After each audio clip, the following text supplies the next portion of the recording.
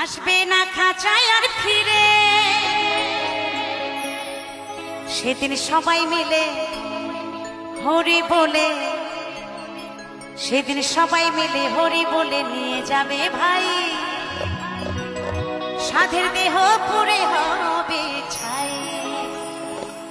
তাই তো যেদিন দেহ ছেড়ে প্রাণ পাখি উড়ে যাবে, এই যে আজকে এত মানুষ আমরা এসেছি, এত মানুষ একত্রিত হয়েছি, কালকে এর মধ্যে থেকে যদি সকালে কেউ একজন না থাকে, মানুষের কিন্তু নিঃশ্বাসের বিশ্বাস নেই গো।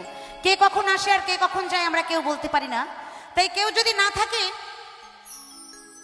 হঠাৎ করে যদি কেউ মারা যায়, আজকে রাত্রে যাদের সাথে বসে গল্প করছেন তার মধ্যে থেকে যদি কেউ মারা যায়, সকাল হয়ে গেলে কি হবে? বাসি মরা। বলবে না না না, ওকে কিন্তু ছোঁয়া যাবে না, ছুলেই কিন্তু স্নান করতে হবে, তাই না? রাত পোহালেই কিন্তু বাসি মরা। তাই বলছে এই সাধের দেহ পুরে হবে ছাই, সাধের দেহ পুরে হবে ছাই।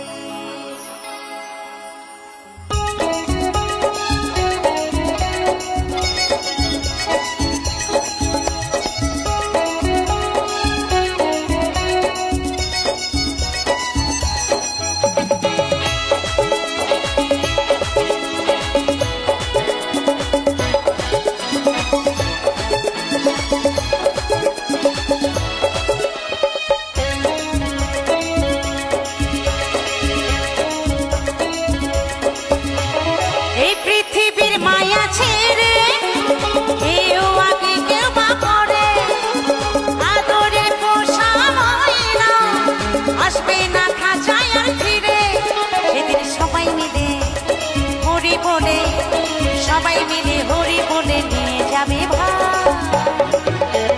সাধের দেহ পুরে হবে ছাই, এই সাধের দেহ পুরে হবে ছাই, এই সাধের দেহ পুরে হবে ছাই।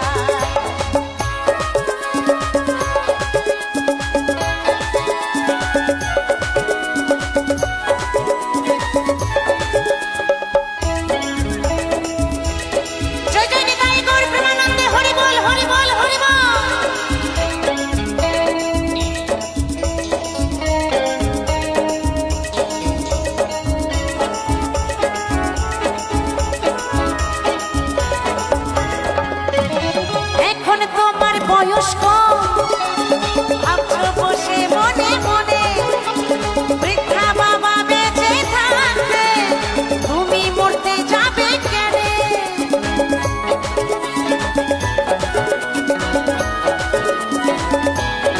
তাই তো যার 25 বছর বয়স বা 30 বছর বয়স, সে মনে মনে ভাবছে আমার জীবনে এখন অনেক কিছু বাকি, আমার জীবনে এখন অনেক কিছু বাকি, আমি এখনো অনেক কিছু করব।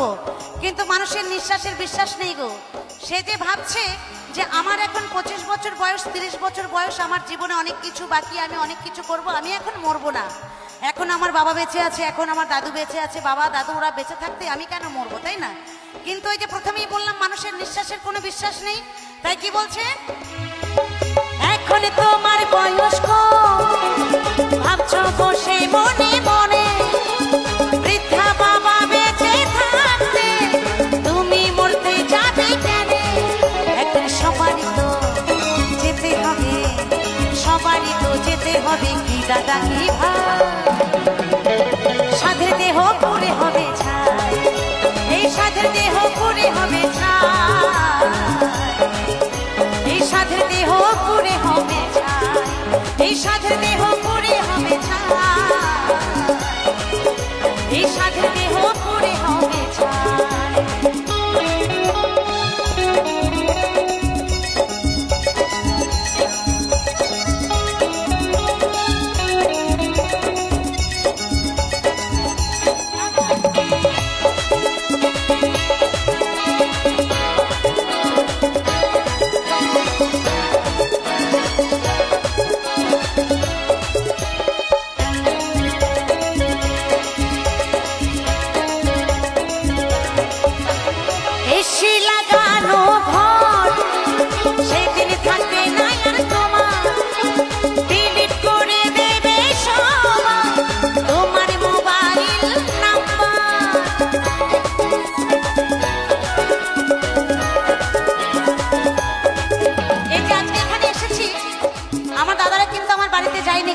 যাইনি বায়না করতে।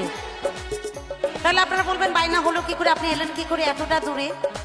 আমাদের এই যে গুরগ্রামের অমলদা আছে, অমলদার মাধ্যমে আমার কমিটি দাদারা যোগাযোগ করেছেন, তারপরে কিন্তু আপনাদের গ্রামে এসেছি। তবুও কিভাবে যোগাযোগ হয়েছে, এটা কিন্তু ফোনের মাধ্যমে, ফোনে ফোনে কথা হয়েছে, দিদি এই তারিখে আপনি ফাঁকা আছেন, হ্যাঁ আসতে পারবো, ফোনের মাধ্যমে। কারণ মানুষের ফোন হচ্ছে মানে মোবাইল হচ্ছে এখন একটা অঙ্গ। যেমন হাত পা না থাকলে মানুষের মনে হয় আমি যেন অকেজো হয়ে গেছি, তেমন যদি কাউরির কাছে যদি ফোন না থাকে তাহলে তখন মনে হয় যে আমি একদম অকেজো হয়ে গেছি, তাই না? তা এখন ফোন হয়ে গেছে মানে মোবাইল হয়ে গেছে মানুষের একটা অঙ্গ। তাই আমার কথাই ধরুন না কেন, আমি যদি হঠাৎ করে মারা যাই, আমার যে মোবাইল নাম্বারটা আমাদের অমলদার কাছে আছে, 2-4 দিন হয়তো মন খারাপ হবে যে যশোদা সরকারের নাম্বার আমার কাছে ছিল, আমি অনেক যোগাযোগ করেছি, আমাদের এখানে বহু বছর এসেছে, বহুবার এসেছে। কয়েকদিন পরে কিন্তু আমার এই মোবাইল নাম্বারটা ব্লক করে দেবে, না হয় ডিলিট করে দেবে। কেন? যে যশোদা সরকারকে দিয়ে কিন্তু আমার আর কোনো কাজ নেই, কারণ সেই মানুষটাই তো আর নেই, তাই না? এটাই আমাদের লাইফ, এটাই আমাদের জীবন গো। তাই কি বলছেন, এসি লাগানো ঘর সেদিন থাকবে না আর তোমার, ডিলিট করে দেবে সবাই তোমার মোবাইল নাম্বার। কদিন গেলে যাবে ভুলে, কদিন গেলে যাবে ভুলে আত্মীয় সবাই, সাধের দেহ পুড়ে হবে ছাই, এই সাধের দেহ পুড়ে হবে ছাই, এই সাধের দেহ পুড়ে হবে ছাই।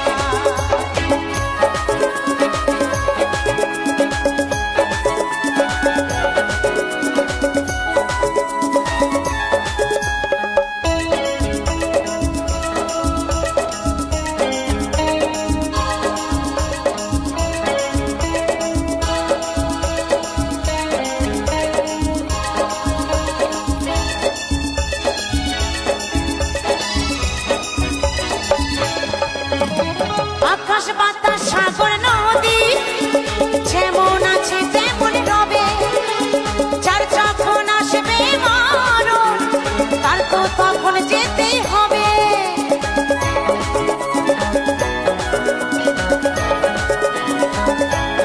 তাই পৃথিবীতে আমি আপনি আমরা সবাই কিন্তু মিথ্যা গো, ক্ষণিকের জন্য এসেছি, কয়েকদিনের জন্য এসেছি বেচাকেনা করতে।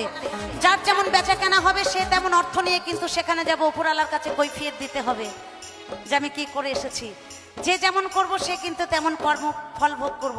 কিন্তু ক্ষণিকের জন্য আমরা কিন্তু চিরস্থায়ী নই, আমরা কিন্তু অস্থায়ী, তাই না? আর স্থায়ী কি জানেন? আকাশ বাতাস চন্দ্র সূর্য গ্রহ এগুলো হচ্ছে স্থায়ী। তাই কি বলছে, আকাশ বাতাস সাগর নদী যেমন আছে তেমন রবে, যার যখন আসবে মরণ তার তো তখন যেতেই হবে।